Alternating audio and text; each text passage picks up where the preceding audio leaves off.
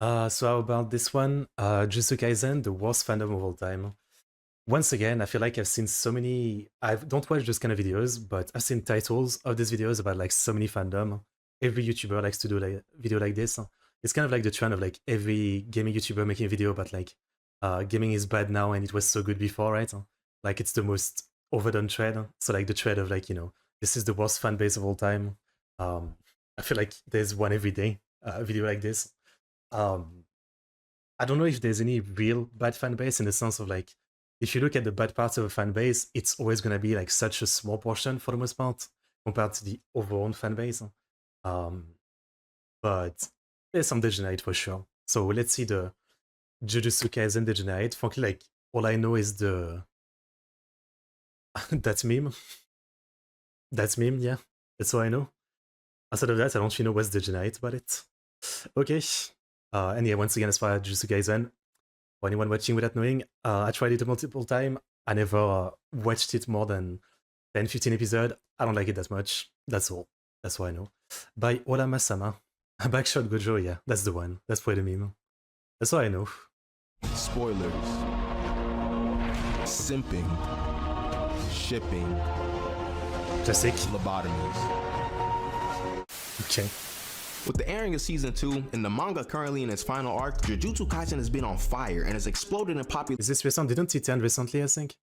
During the last year. It's shaping up to be one of the best new gens and is on pace to cement itself in history, and rightfully so. The series is gas, and I made sure to hop on the bandwagon after watching JJK Zero. As we all know, when a series becomes more popular, the fan base would also increase. But there are a lot of people in the world, and that means there are a lot of insane and crazed people in this world as well. And these same people happen to make up a large portion of the Jujutsu Kaisen fan base. And I believe that after Season 2, large, but as I said, it's probably still like, not even 1% of the actual fan base. Released, the fans officially took the craziest fan base title from My Hero. I was about to say, like, I remember, like, the most recent, like, reputation like that was My Hero, right? Like, I kept seeing people saying that My Hero was the worst fan base or something.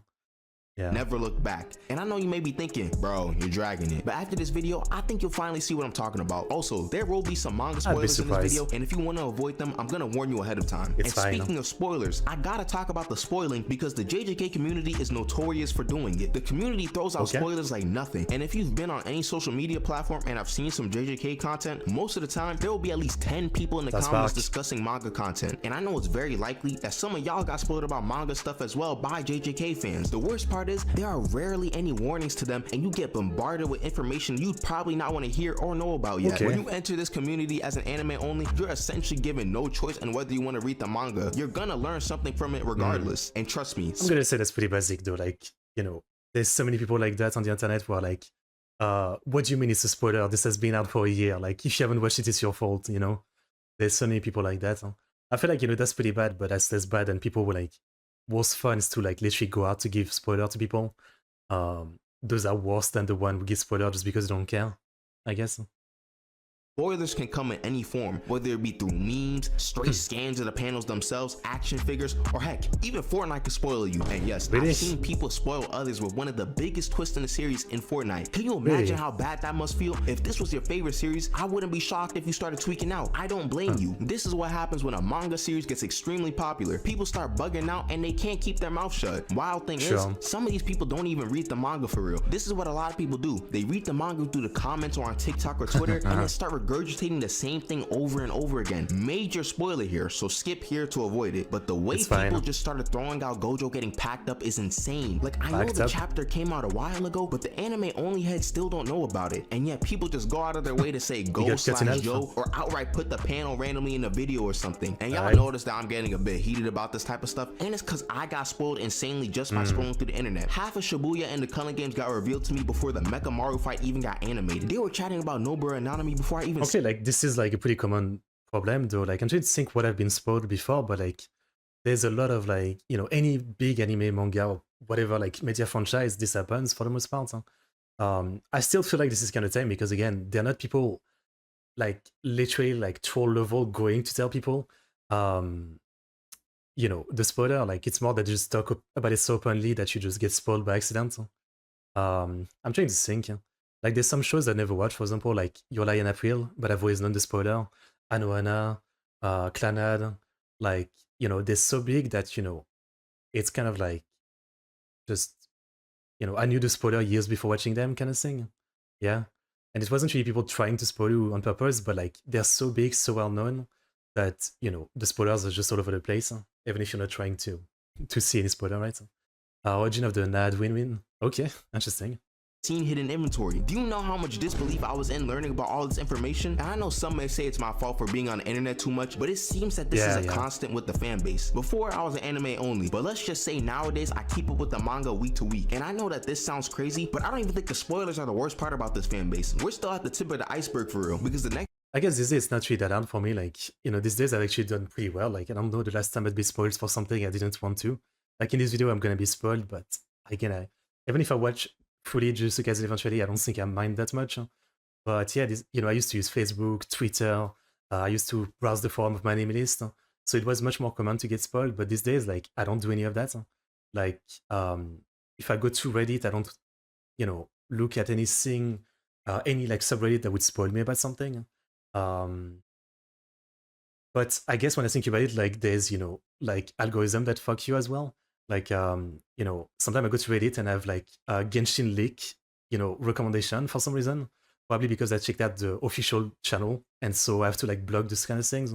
So I guess I've been spoiled of like the character design or something.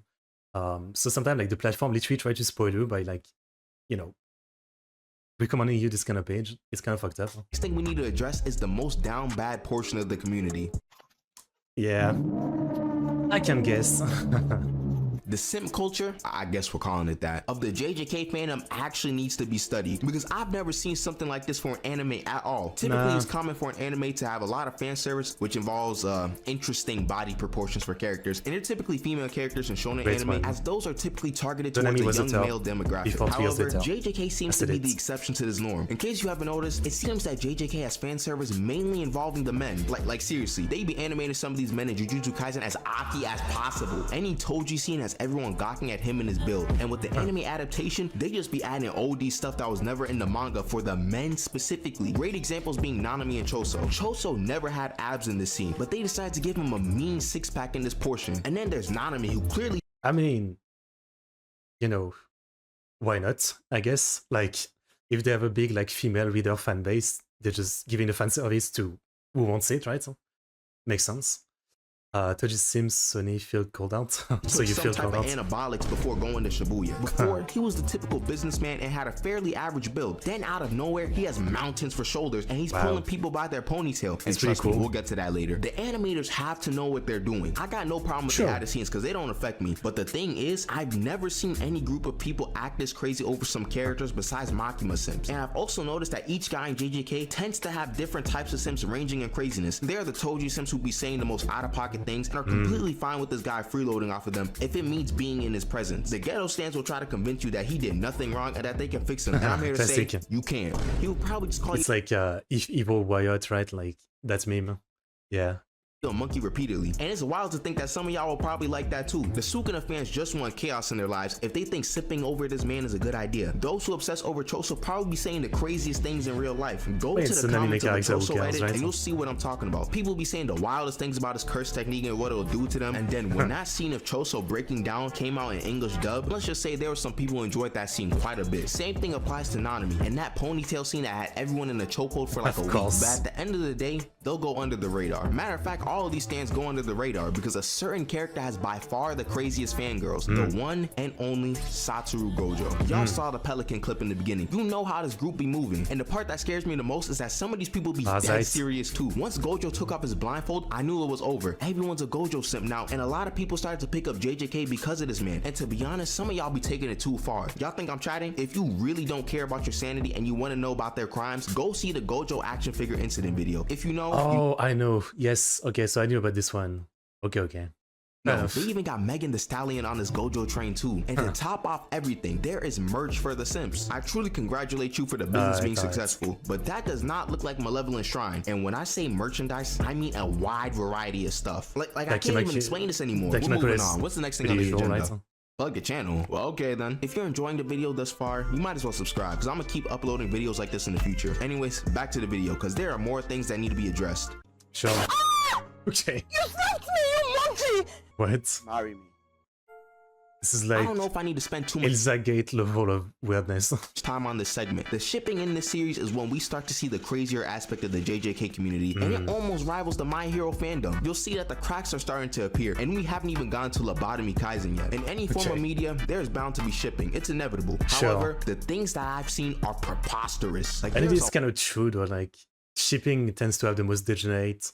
Like in a way you'd think, you know, people into like the Oni side of things would be more degenerate, but no, the shipping people have like an extremist view on things to such an extent that like they're not just shipping to characters, like it just becomes like the most important thing to them, it feels like, right? Like it's their whole personality, how much they love shipping to characters. So I can agree, you know, some people like they let two fictional characters shipping like literally consume their life and their identity and everything. It is definitely an interesting phenomenon, yeah. It's interesting. Yeah, it's like living vicariously through the hope of two people getting together, seeing each other apart due to their ships, yeah. I mean, I had that feeling when I was younger, like with some anime, and like I would read people's take about, you know, how this ship wasn't good, and I would get really mad about it. I was never the type to like argue with people, but I would read it and feel like, damn, fucking idiot, go fuck yourself. Like I would feel pissed off like that when I was younger about some like takes about ships that I liked or something. So I see how you can fall into that trap, right? Like just get too invested into the media. I get it. But these days I just get really mad about plots more than ship, I guess. Whole phase of shipping JJK characters with Disney princesses, which I guess is fine when it's like Nanami and Tiana or Gojo and Elsa, but how on earth did we get Sukuna and Cinderella together? Yeah. What is the logic behind this? Y'all knew about all the things that this guy was doing in Shibuya and decided to ship him with Cinderella out of all people, but that's not even the strangest ship, because the worst ones come from the ships from within the show itself. Allow me to introduce you to an extremely interesting chart I found online. These are the most popular JJK ships from Japan, and most of them are extremely illegal. You know, they're the ones that you don't really expect, like Gojo and Geto. That's a popular one. Gojo and Urahime, Gojo and Megami. Wait, what? Gojo and Megami. Didn't Gojo practically raise Megami as a son? And you know there's also the fact that Megami is 15 and Gojo is 28. And this is the second most popular one. I mean, if this is what's shocking, I mean, this is like light shipping. If like, you know, this kind of shipping is the thing that's shocking, okay, I guess we're not going very far. There's a good amount of people who are thinking about this ship. Number one is just as bad, and it's Yuji and Gojo, and they beat the second most popular one by more than double. And in case you forgot, Yuji's also 15 years old. Y'all see what I'm talking about now, right? Some of the other most outrageous ones feature Sukuna. I mean, I know some people like don't have that, as I always say, like some people don't have that, you know, like separation, you know. So I guess this is the way that's passed to where this part to them. But I don't know, like, you know, again, like the difference between someone who ship people so hard that like they really get mad when people contradict that, they seem much more crazy to me than just people like shipping fictional character of different age. I don't really care, as I always say. Which doesn't even make sense, because Sukuna is easily Yuji's biggest hater. We got Yuji and Choso, who are literal brothers, Toji and Naoya, who are from the same clan, Geto and Yuji, you get the point. It's pure degeneracy. I don't know how this fanbase can actually get worse. As the strong... Okay, again, like, maybe I've been too much on the internet, but this is like much more normal to me right here. Like you can literally find any reason to ship character. There's always a good reason. It doesn't really matter. I feel like that's less degenerate than everything else. Strongest curse, Jogoat, fought the fraud, the king of curses. He began to open his domain. Sukuna shrunk back in fear. Then Jogo said, Jogo. Stand proud, Sukuna. You are strong. Okay.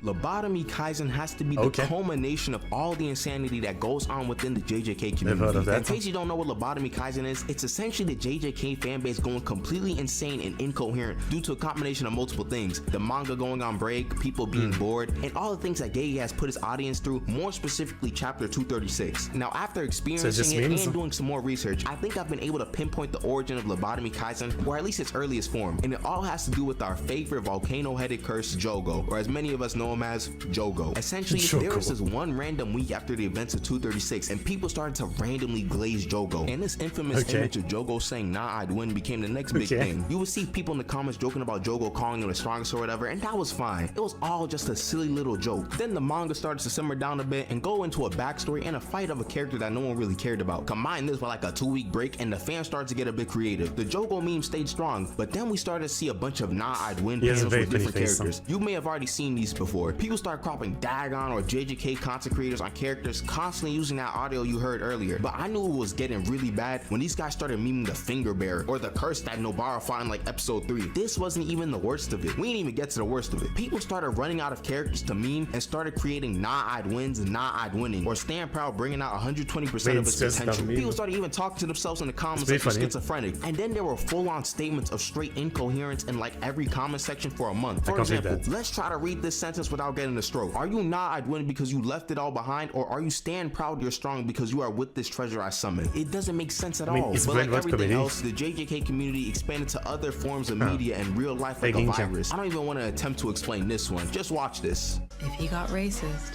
he might cause me a little trouble. But would you lose? Nah, I'd win.